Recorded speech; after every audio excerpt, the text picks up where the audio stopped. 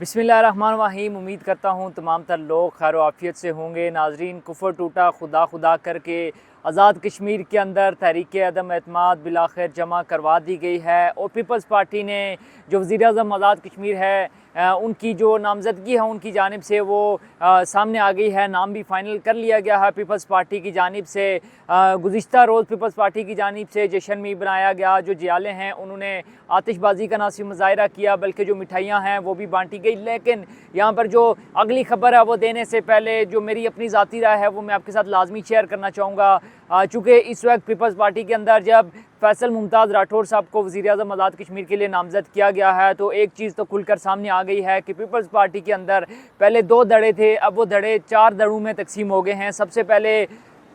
उन धड़ों के बारे में मैं आपको बताऊंगा। सबसे बड़ा और सबसे मजबूत और ताकतवर जो इस वक्त ग्रुप पीपल्स पार्टी के अंदर आज़ाद कश्मीर के अंदर मौजूद है वो सरदार तनवीर इलियास खान साहब का है। लेकिन चूँकि वो MLA नहीं है, आज़ाद कश्मीर कानून साज असम्बली का हिस्सा नहीं है, लिहाजा उन्होंने जो वज़ीर-ए-आज़म की दौड़ से वो वैसे भी बाहर थे तो उन्होंने कहा चलो ये जो 9 माह हैं इसके लिए ख़ुद को साइड पर रख लेते हैं। उसके बाद आता है सबसे बड़ा और सबसे ताकतवर जो ग्रुप समझा जाता है वो चौधरी मोहम्मद यासीन का समझा जाता है, जो कि पीपल्स पार्टी आज़ाद कश्मीर के सदर भी हैं। उनने भी बड़ी तकदो की, बड़ी कोशिश की, लेकिन वो कामयाब ना हो सके। उसके बाद जो तीसरा धड़ा आता है वो है स्पीकर आज़ाद कश्मीर कानून साज असम्बली चौधरी लतीफ़ अकबर साहब का आता है। उन्होंने भी बड़ी कोशिश की। चौधरी यासीन के हवाले से गो कि मैं यहाँ पे आपको बताऊँ कि खबर भी चल चुकी थी कि उनको वज़ीर-ए-आज़म आज़ाद कश्मीर नामज़द कर दिया गया है, लेकिन बाद में फिर उन्होंने खुद ही इस चीज़ की तरदीद की। और चौथा और बड़ा अहम ग्रुप जो है वो बैरिस्टर सुल्तान महमूद चौधरी का है, जो कि इस वक्त वज़ीर-ए-आज़म आज़ाद कश्मीर हैं, लेकिन जो कि माज़रत सदर आज़ाद कश्मीर हैं। लेकिन चूँकि वो सदर थे वो भी शायद इतना आसान नहीं था कि उनको वज़ीर-ए-आज़म बनाया जाता, तो उन्होंने भी खुद को जो है वो साइड पे रखा। और जो मुकाबला था वो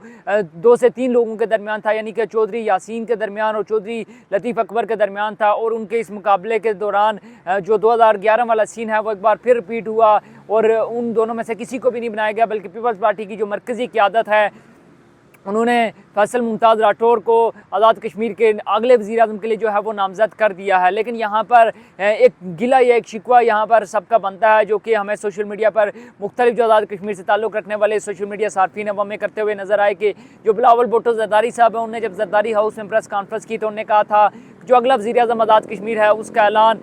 इस्लामाबाद या पाकिस्तान से नहीं बल्कि आज़ाद कश्मीर के अंदर से ही होगा, वहाँ से ही ऐलान किया जाएगा। लेकिन जो बदकिस्मती से जो ऐलान हुआ वो ज़रदारी हाउस इस्लामाबाद से ही किया गया। लेकिन खैर इस पर इतना शिकवा बनता भी नहीं है। आज से पहले 75 सालों में जो भी वज़ीर-ए-आज़म बने या जो भी हुकूमत बनी उसका फ़ैसला मरकज़ से ही होता रहा या पाकिस्तान से ही होता रहा और जो मरकज़ी क़यादत है वही करती रही है। तो इस पर कोई हैरानगी वाली या गिले शिकवे वाली बात बनती नहीं है।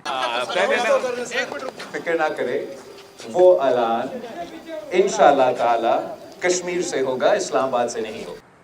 बहरहाल जो चीज़ मैं आपके साथ डिस्कस कर रहा था 4 धड़ों के बारे में पीपल्स पार्टी के हवाले से, तो जो पीपल्स पार्टी के जालू ने गुज़िश्ता रोज़ मिठाई बांटी और जो खुशियाँ और जश्न मनाए, मेरे ख्याल में उन्होंने जल्दी कर दी, क्योंकि अभी वो वज़ीर-ए-आज़म आज़ाद कश्मीर के लिए नामज़द हुए हैं, अभी वो बन नहीं गए और तहरीक अदम एतमाद कामयाब नहीं हुई। क्योंकि एक चीज़ ज़हन में यहाँ पर लाजमी रखिएगा कि 4 धड़े एक सिर्फ पीपल्स पार्टी के अंदर मौजूद हैं और इन 4 धड़ों के अलावा जो पीपल्स पार्टी के अंदर अभी पैराशूटर वो तमाम तर लोग जिन्होंने 5 साल के अंदर तीसरी बार अपना जो है ज़मीर बेचा, मैं इसको यही कहूँगा कि उन्होंने अपना ज़मीर बेचा और सिर्फ हुकूमत और इक़्तिदार की खातर उन्होंने तीसरी बार जो है वो इस वक्त पार्टी बदलते हुए हमें नज़र आ रहे हैं। तो उन पर आप यकीन नहीं कर सकते। क्या पता ये जो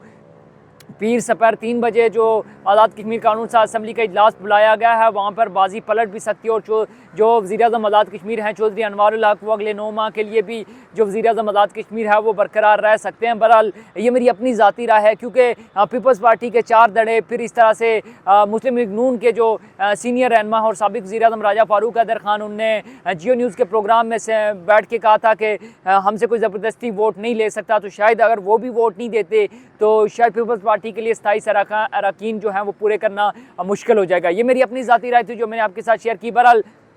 आगे बढ़ेंगे और आपको बताएंगे कि जो पीपल्स पार्टी है उन्हें फैसल मुमताज़ राठौर साहब को अगले वज़ीर-ए-आज़म आज़ाद कश्मीर के लिए जो है वो नामज़द कर दिया गया है। उनकी उम्र 47 बरस है और जो फैसल मुमताज़ राठौर साहब हैं उनका क्योंकि सियासी ख़ानदान से उनका बैकग्राउंड सारे का सारा सियासी है। रावलपिंडी में उनकी पैदाइश हुई थी और जो उनने अपनी इब्तदाई तालीम है वो रावलपिंडी से ही हासिल की, फिर जो उन्हें ग्रेजुएशन है वो पंजाब से किया। तो फैसल मुमताज़ राठौर साहब कब बहुत ज़्यादा हाईलाइट हुए या मंजर-ए-आम पर आए जब अवामी एक्शन कमेटी और हुकूमत के दरमियान एक मुज़ाकराती टीम बनी थी। उसके दरमियान जो है उनका जो किरदार था बड़ा ही उनने की रोल प्ले किया और बड़ा ही मुदब्बराना किस्म का उनका रोल था, बड़ा ही नरम गो वो आप कह सकते हैं उस तरीके से वो गुफ्तगू करते हैं। तो मेरे ख्याल में पीपल्स पार्टी को उनका यह अंदाज़ पसंद आ गया था।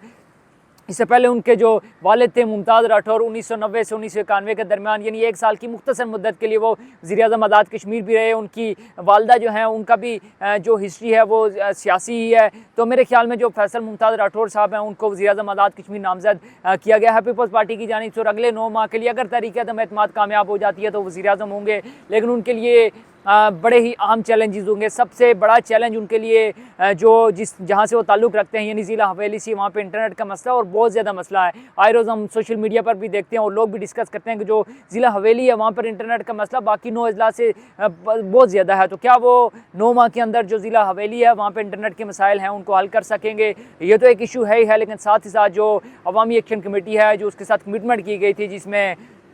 मुहाजिरीन की बार नशिस्तों का खात्मा, साथ ही साथ जो आज़ाद कश्मीर में इंटरनेट की सहूलियात को बेहतर करना, सेहत की सहूलियात को बेहतर करना, जो तालीमी मियार आज़ाद कश्मीर का उसको बेहतर करना और साथ ही साथ जो मुहाजिरीन की नशिस्तें हैं उनका खात्मा भी शामिल है। तो ये तमाम तर जो कमिटमेंट की गई हैं अवामी एक्शन कमेटी के साथ, क्या फैसल मुमताज़ राठौर साहब अगले 8 से 9 माह के अंदर इसको पूरा कर लेंगे? और अगर वो पूरा नहीं करते तो पीपल्स पार्टी आने वाले इंतखाबात में कहाँ पर खड़ी होगी या कहाँ पर हमें खड़ी होती हुई नजर आएगी? क्या वो फिर आज़ाद कश्मीर के जो अगले इलेक्शन है वो किसी मंशूर के साथ जो है वो इलेक्शन के लिए मैदान में उतरेगी या फिर वही जो आज़ाद कश्मीर की सियासत है उसी को लेकर वो आगे चलेंगे? बहरहाल फैसल मुमताज़ राठौर साहब के लिए काफ़ी ज़्यादा मुश्किलात होंगी क्योंकि अपनी पार्टी के अंदर ही उनके खिलाफ जो है 3 से 4 धड़े बने हुए हैं, ग्रुपिंग भी है।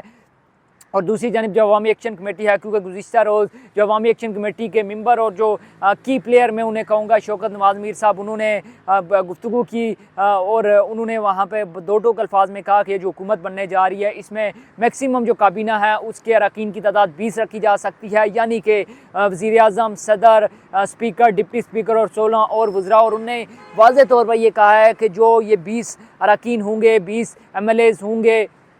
जो 20 मिनिस्टर्स होंगे, इनमें से भी किसी भी किस्म का जो महाजर नशिस्त पर मुंतखब होने वाला शख्स है उसको आप यानी 12 नशिस्तों पर मुंतखब होने वाले महाजिन में से किसी भी शख्स को आप आज़ाद कश्मीर कानून साज असम्बली में कोई भी वजारत नहीं देंगे। तो जब ये काबीना तश्कील पाती है यहाँ पर भी बड़ा ही अहम इशू क्रिएट हो सकता है। तो जब ये काबीना तश्कील होगी तो वो जो 12 महाजरीन की नशिस्तें हैं उनका क्या बनेगा? क्या उनमें से किसी को वज़ीर बनाया जाएगा या नहीं बनाया जाता? और अगर बनाया जाता है तो 5 जनवरी 2027 के अंदर जो है वो ये तकरीबन 90 रोज़ पूरे हो रहे हैं। तो उसके बाद देखना ये होगा कि जो अवामी एक्शन कमेटी है क्या वो चौथी बार सड़कों पर आएगी, जिसका अंदिया जो है वो दे भी चुके हैं अवामी एक्शन कमेटी के मेंबर शौकत नवाज़ मीर साहब। और उन्होंने ये वाज़ेह तौर पर कहा कि अगर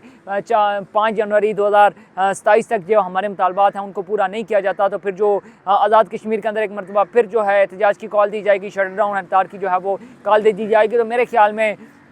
अगले जो 40 से 50 रोज़ हैं यानी 1.5 से 2 माह का अरसा है वो अगर फैसल मुमताज़ राठौर साहब वज़ीर-ए-आज़म आज़ाद कश्मीर बन जाते हैं और वो अपने ओहदे का हेल्प लेते हैं और फिर काबीना के अंदर वो जो महाजिन वज़रा हैं उनमें से किसी जो महाजिन की नशिस्तों पर मुंतखब होने वाले लोग हैं उनमें से किसी को भी शामिल नहीं करते, तो क्या ये जो महाजिन की नशिस्तों पर मुंतखब होने वाले लोग हैं अगर ये पीपल्स पार्टी से अलहदगी करते हैं तो फिर जो पीपल्स पार्टी है उसका मुस्तकबिल क्या होगा? और ख़ासकर ये जो महाजिन है अगर इनकी नशिस्तों का फिर खात्मा किया जाता है तो इनको क्या सिबतौर MLA जो है वो आज़ाद कश्मीर कानून साज असम्बली में इनको नुमाइंदगी दी जाएगी या फिर इनका कोई और रोल भी होगा? और जो तहरीक-ए-अदम एतमाद जब भी पेश होती है तो इनका क्योंकि की रोल होता है तो क्या फिर इनका कोई रोल रहेगा या फिर इनको बस एक सिंबॉलिक जो है वो आज़ाद कश्मीर के अंदर जो है नुमाइंदगी दी जाएगी? क्योंकि ये महाजिन हमें कहते हुए नज़र आते हैं कि ये